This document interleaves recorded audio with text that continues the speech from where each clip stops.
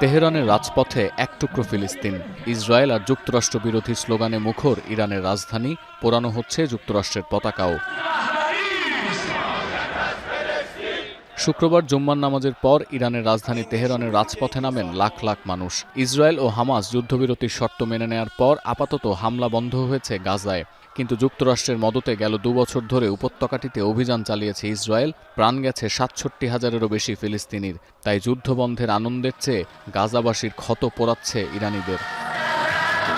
مسلما این آتش بس نشانه شکست اسرائیل چون اگر که میتونست توی این 2 سال کاری رو پیش ببره برده بود. مقاومت عزیزانمون در غزه باعث شد که اونا به اهداف چهارگانه‌شون نرسن و مجبور بشن برای آزادسازی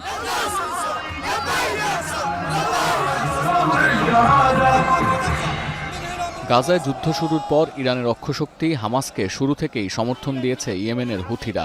বরাবরের মতো গেল শুক্রবারও ফিলিস্তিনিদের প্রতি সংহতি জানিয়ে বিক্ষোভ অনুষ্ঠিত হয়েছে দেশটির রাজধানী সানায়।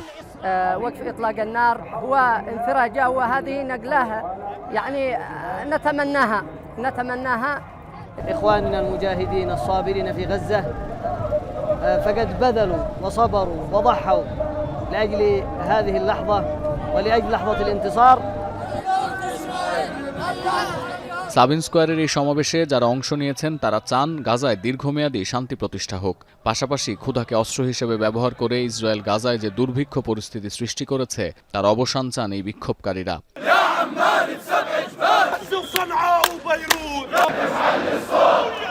গাজাবাসীর প্রতি সংহতি জানিয়ে এদিন রাজপথে নামে মধ্যপ্রাচ্যের আরেক দেশ জর্ডানের ফিলিস্তিনপন্থীরা। بدأ هذا الاحتلال الصهيوني الاستيطاني الغاشم والمقاومة مستمرة وستبقى مستمرة। এদিকে গাজা ইসরায়েলি আগ্রাসন বন্ধের পর রাজপথে নেমেছেন ক্যারিবীয় দেশ কিউবার ফিলিস্তিনপন্থী জনগণ। রাজধানী হাভানায় মার্কিন দূতাবাসের সামনে জড়ো হয়ে বিক্ষোভ করেছেন তারা।